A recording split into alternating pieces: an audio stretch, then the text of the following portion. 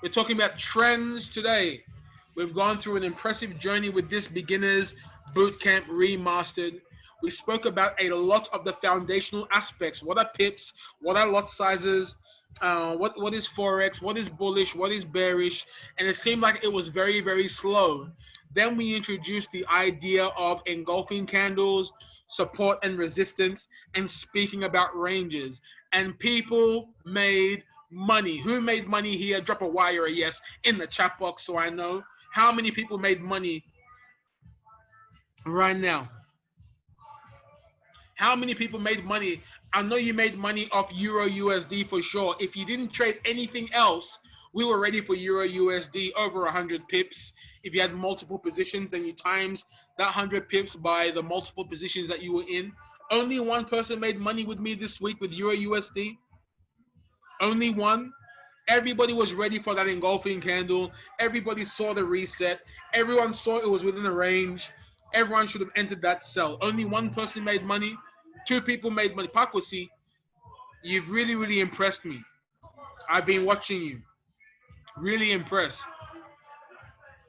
Excellent, excellent. Let's talk about trends, okay? We established that range traders make a lot of money from a week to week. Trend traders make a lot of money over time. So I don't think we need to do a revision of range trading. I just want to get into trend trading. I'm always fired up. Maybe it's because I had so below this evening. But let's talk about trends.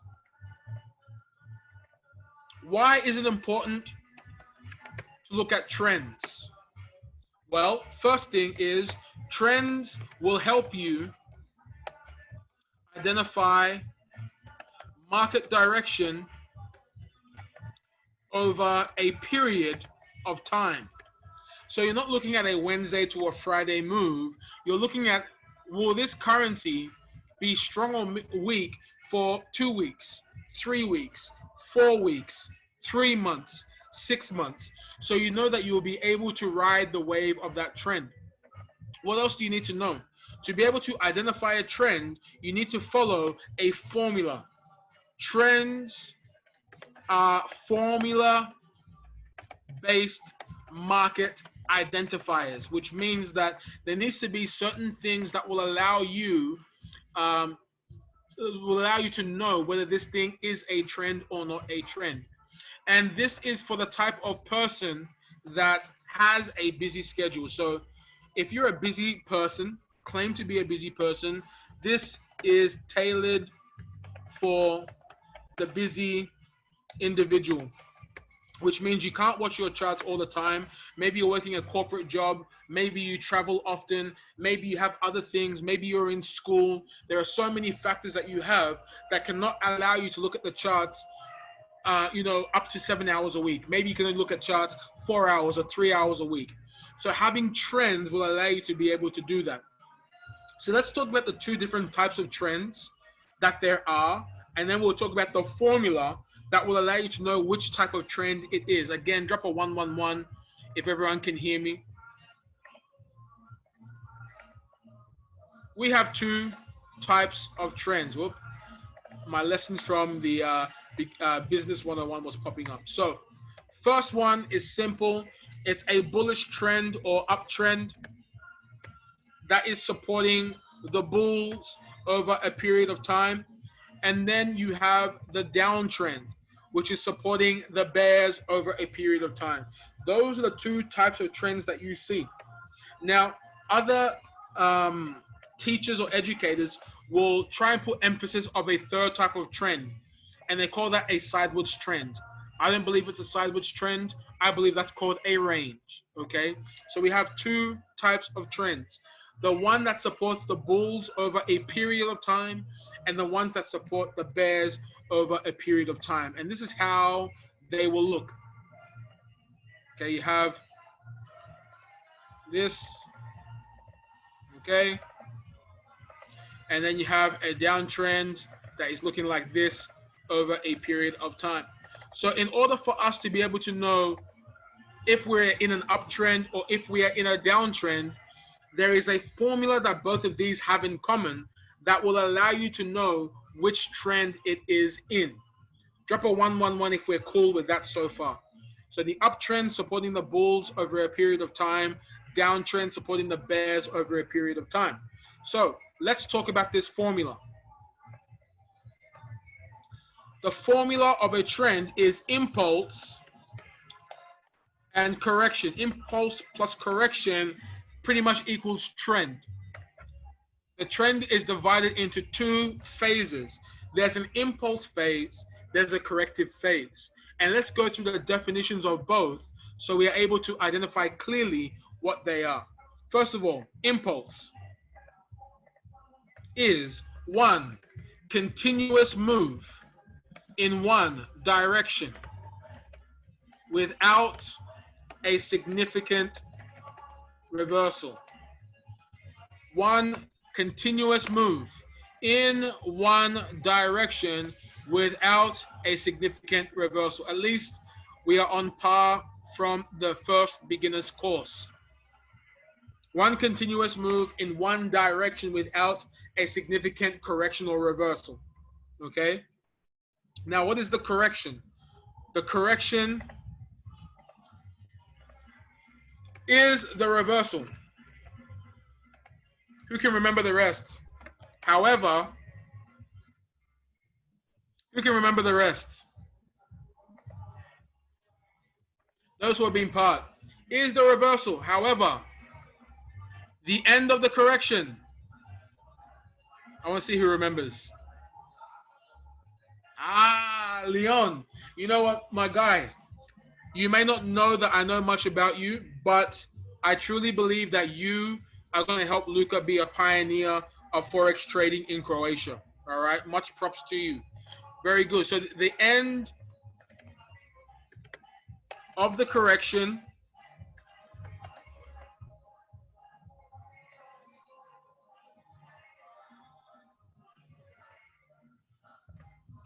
does not exceed the beginning of the previous impulse. It's a bit wordy, but let's break that down so we know what it means. We'll put it into picture form. Is everybody cool with this? If you have your notepad and you've forgotten this definition, please write it down. We have two phases, okay? We have one phase that is dictating the momentum, the strong move that is going in the direction of the team that is representing. One continuous move in one direction without a significant reversal. Then the correction is the reversal. However, the end of the correction does not exceed the beginning of the previous impulse. Now let's make this into a drawing. We're going in an uptrend, which means that if it's a bullish move, the impulse needs to be going in an upwards direction. So that one continuous move in one direction is being represented with this straight arrow showing momentum towards the upside. Now with the correction, what we're looking for is a reversal from the end of the impulse move. So here's the beginning of the impulse move.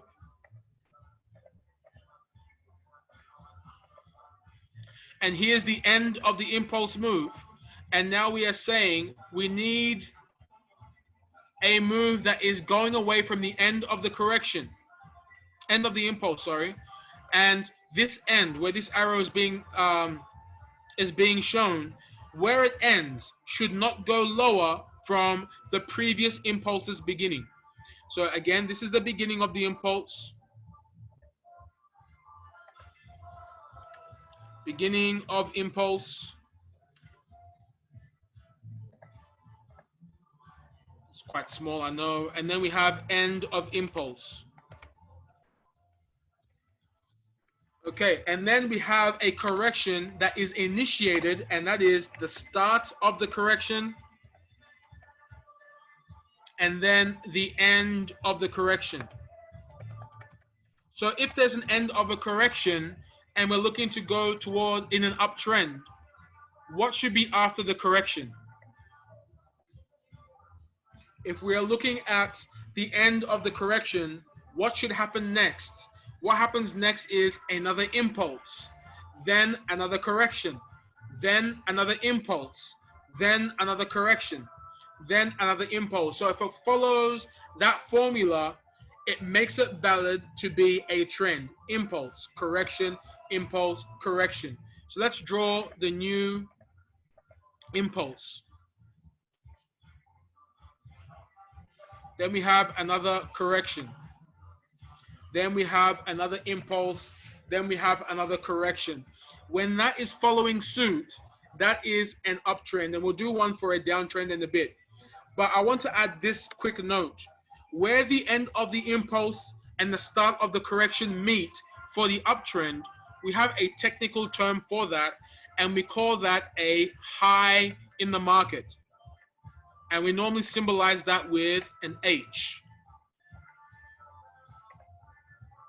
Okay, so where the end of the impulse is and the start of the correction, where they meet, it is meant to form a peak in the market, which is called a high. Okay, now when the end of the correction and the beginning of the new impulse meet, the technical term for that is a low. So a trend is a combination, or an uptrend is a combination of highs and lows. But the trick is with this is that the highs are getting higher and the lows are also getting higher. Drop a 111 if we're cool with that.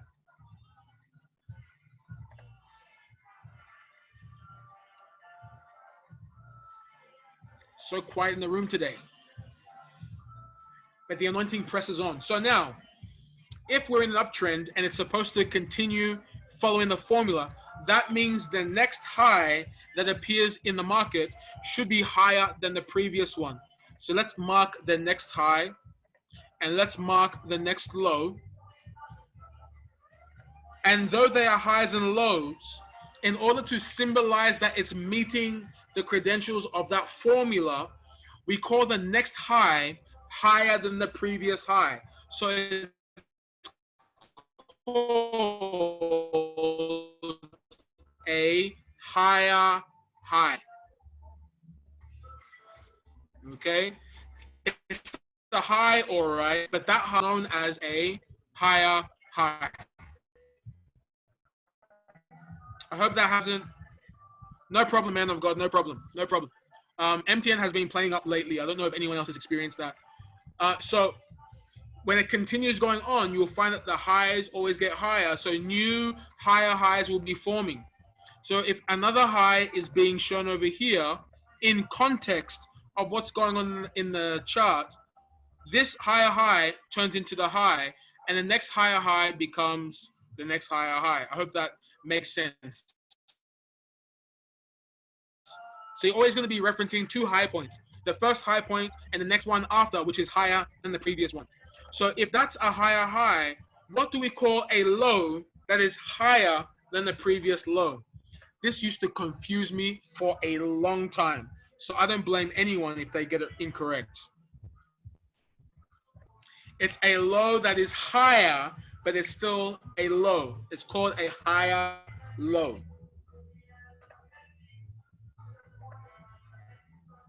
Okay, higher, very good, everybody, very good. So now what we have over here in this uptrend is that we have formed our continuous following formula. It's going to be impulse correction, impulse correction. Now we're getting a bit technical by saying the end of the impulse meeting with the start of the correction forms a high. And the end of the correction meeting with the beginning of the next impulse is forming a low. And for it to be an uptrend, not only does it have to follow the formula, but the highs and the lows need to get higher. Are we cool with that? Drop a 111 if you're with me.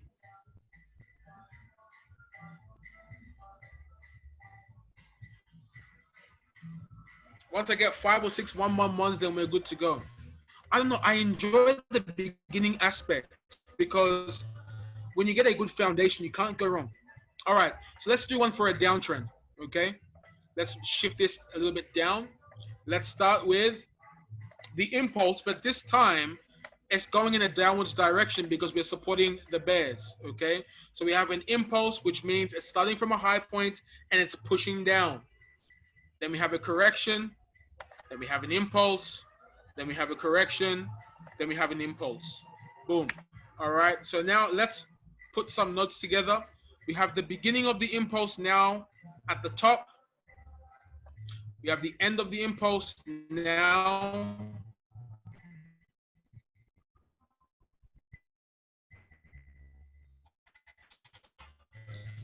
at the bottom. The end of the impulse technical term to be able to justify that name. So this time, we're not going to be looking at highs and lows in that order. We're now going from lows to highs, okay? So now, over here, what do we call this one? What do we call this one? End of the impulse, start of the correction, what do we call it? Very good. Low. Okay? Now, the end of the correction meeting with the start of the next impulse is called what? Not yet. Not yet. Not yet. It's a high because we haven't really established yet if this high is a lower high or a higher high. There needs to be one that's happening after in order to call it a lower high. So let's start off by calling it a high. Okay, because technically the trend hasn't started yet. And then the next time through, when we get to the next high and it's lower, then we can call it a lower high. Oops, I'm even calling it a high. There you go. So there we have a high. So the next one down is called a lower low. Okay, it's a low and it's lower than the previous. And then, yes, McDonald, yes, then we go to lower high. Bang. Okay, so that is how we're able to mark up our trends. If you want to take a minute to write notes on this, you can. Let me quickly summarize this all so we know where we're going. We said that the formula for a trend is impulse and correction, right? We've now broken down what consists of these impulses and these corrections, each of them having a start or a beginning or an end or an end. Pretty much, okay? So where the end of an impulse and the start of the correction meet demands it to be labeled something. Where the end of the correction and the beginning of the next impulse meet demands to be labeled something. If it is highs, then the highs and the lows should get higher for it to be a bullish trend. If it is a bearish trend, a downtrend, it's where the highs or the lows get lower. Who is with me on this one so far?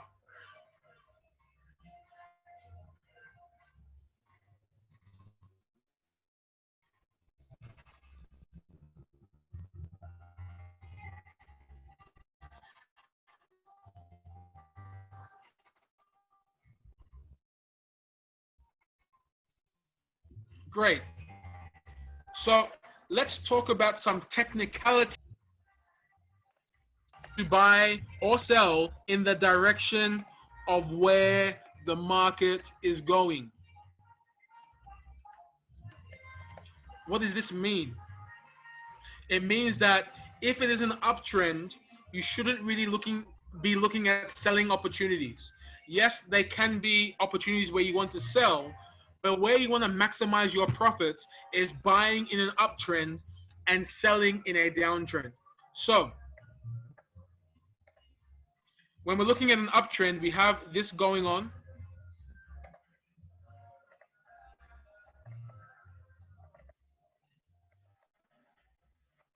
And we have established what the impulse is. Now, what I want to add onto this is that the impulse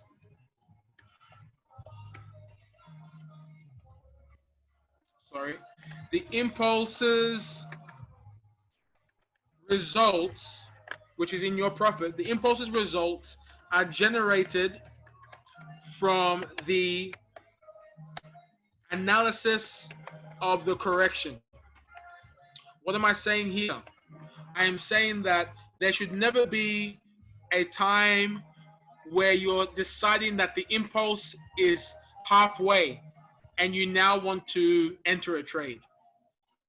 You should be able to make all the analysis in the correction, and when you're done with that analysis, the impulse will then generate the results that you need based on what you did in the correction.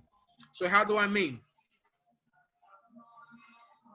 In order to reap the benefits of this, okay, you need to master what is happening with this. Okay, in an uptrend, you're looking to be able to buy the dips. And you see, if there are any crypto traders here, we were misled with a piece of advice, and that was buying the dips. If you were buying the dips, but the market was going in a downtrend, what do you think you'd be doing? Because we were always told buy the dips. So you'd be buying at a low, then buying at a lower low, then buying at a lower low, thinking that you were doing what you were told.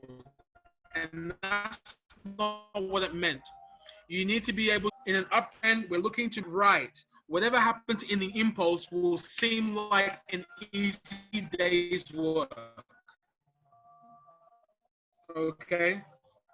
There are things you need to do in a correction that will allow you to know whether it's time to trade the next impulse or get into the next move. And these are where pending orders become very, very important. So let's do an example for selling so you know that there is a difference. Some people are natural buyers, some people are natural sellers. So I can't be biased to just do uptrends only. I have to do downtrends as well. So here is a downtrend that I am doing. And what we're saying in this is that you're not looking at buying opportunities in a downward market, you're looking at selling. And remember, the rules still stand. You buy low, you sell high. Okay? So when we're getting to this point, whatever's happening in this area should be an indication to help you know whether you should be buying or selling. Drop a 111 if you're with me on this. This part is completely new. And I'm going to teach you a secret bomb that I taught briefly in the Honors Bootcamp. Briefly. Maybe. We'll see. We need to look deep in the correction. And that will be